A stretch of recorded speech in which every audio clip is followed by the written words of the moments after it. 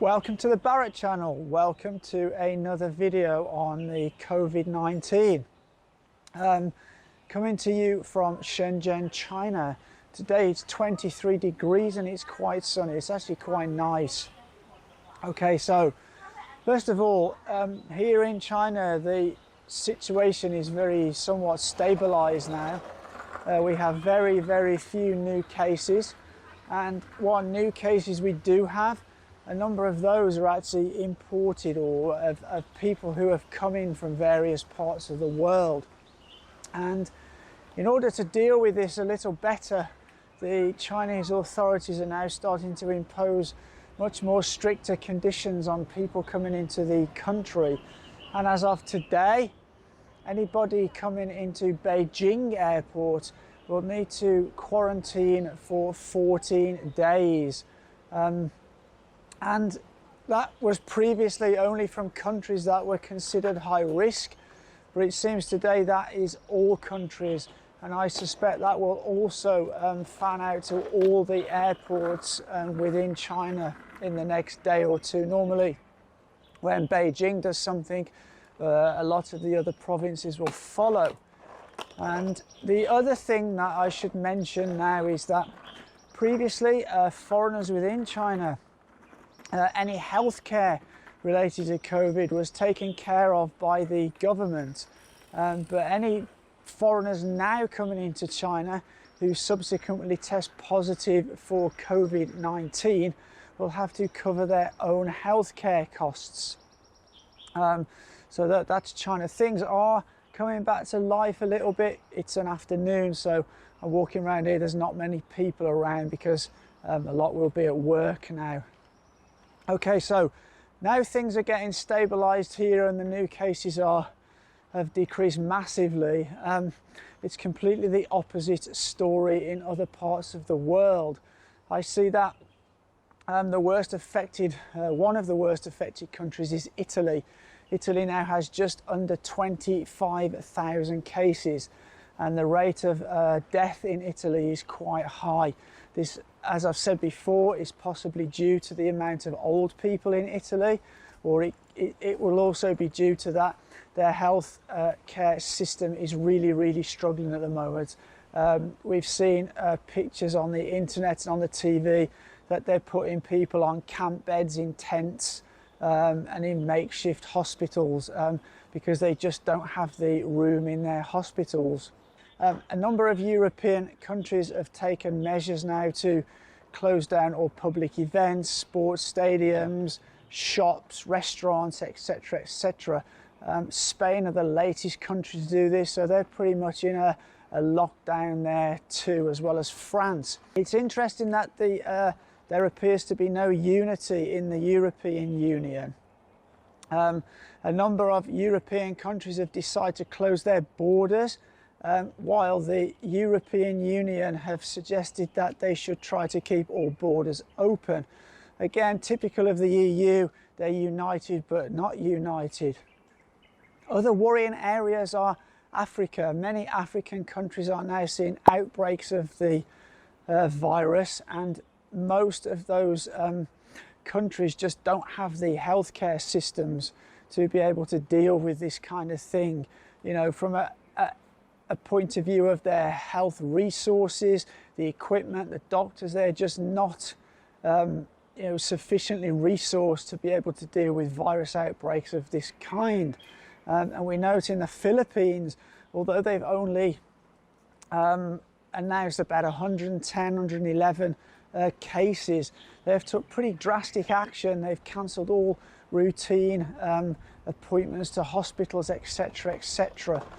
This does suggest that the situation may be much worse in the Philippines than is actually being reported. America now seem to be getting on top of things. There seems to be a lot of action going on there in the last few days. To me, they initially massively dropped the ball. You know, South Korea, if you look at an example of a country that's really on top of things, South Korea do more testing in one day than America have done in the whole of the outbreak. which I find crazy. From what I'm seeing and hearing in the news, America are seeming to get their act together a little bit, although that is a bit contradicted by some comments I'm seeing in the comment section of my videos. It does seem now that all states in America have got cases of the virus, and it certainly seems to be spreading quite quickly in certain areas of the US. I still think the numbers are probably much less than what there is there, simply because they just haven't been doing the amount of testing they need to be doing. So this brings me on to the UK. Now the UK is where I'm from, and I'm very alarmed at what's going on in the UK. They seem to be standing out on a limb and not taking the advice of the WHO, the World Health Organization. Now, in my opinion, the World Health Organization so far has the most experience of this virus outbreak. They've been in constant contact with scientists and epidemiologists within China and many of the other countries, and they have issued guidelines which it seems to be that the UK is not taking any notice of. So let me just run through those guidelines. So the first guideline is extensive testing, and this is something that the UK are not doing.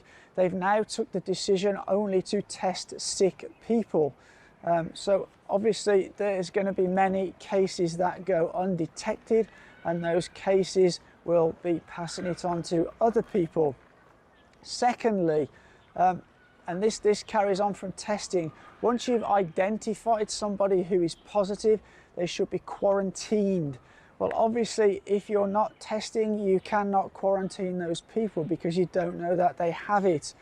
And going on a bit further than that, the World Health Organization suggests once people have been identified and quarantined, all family members and other contacts should also be quarantined. Again, this is something that the UK are not doing. They suggest only the person that gets a fever should be quarantined, and not their family, which is absolutely crazy, because in China and in other Asian countries, a lot of the spread of the virus was through family members. Also, the quarantine period, because this can be asymptomatic and then take 5 to 7 days for symptoms to appear, WHO recommend a quarantine for 14 days. Again, the UK is not heeding this advice, and they are suggesting quarantine for only 7 days. Contact tracing, this is another World Health Organization recommendation. When you identify a positive case, you should try and contact all people that they have been in contact with over the last 10 to 14 days. Again, this is something else that is not being done in the UK. And the fourth recommendation is social distancing. Now, this is something that I believe in China has played a massive part in bringing the virus under control here. Yet again, this is something that is not being recommended in the UK. A number of organisations have taken it on themselves to cancel gatherings and their sports events, etc. But there is no official line on doing that from the government. And something that absolutely just blew my mind that happened last week is Cheltenham Race Festival. Now, for people who don't know what Cheltenham Race Festival is, it's a horse racing festival, and it's quite a famous event in the UK. Over a 4-day period, it attracts about 250,000 people to a small town called Cheltenham. And people travel from all over the UK and Ireland to come to that event, and it is absolutely packed.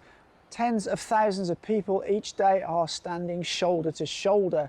Now, it doesn't take a genius to work out that it only needs a very small amount of people within that crowd to be carriers of COVID-19, the virus, and it will very quickly spread, because we know how contagious this is.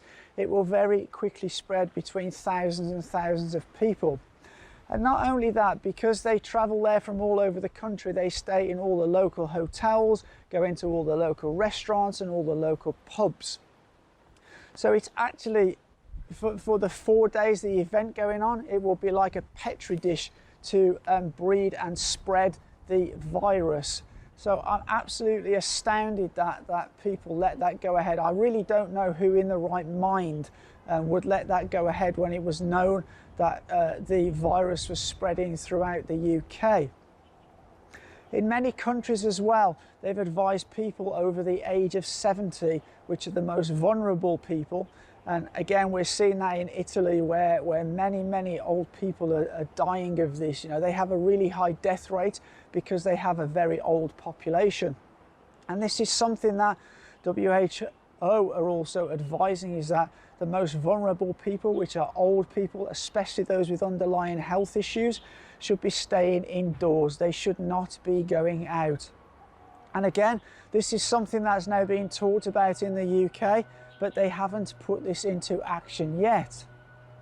And I think that, you know, one of the things that this was mentioned is that they don't want to do this social distancing too early in the UK because they think people may get fed up. It was also interesting that over the weekend, more than 200 scientists got together and written an open letter asking the government to rethink their strategy. It seems that the UK are really out on a limb on their strategy. They're not taking on board all the experience of the WHO, and it seems they're contradicting even what the WHO are suggesting.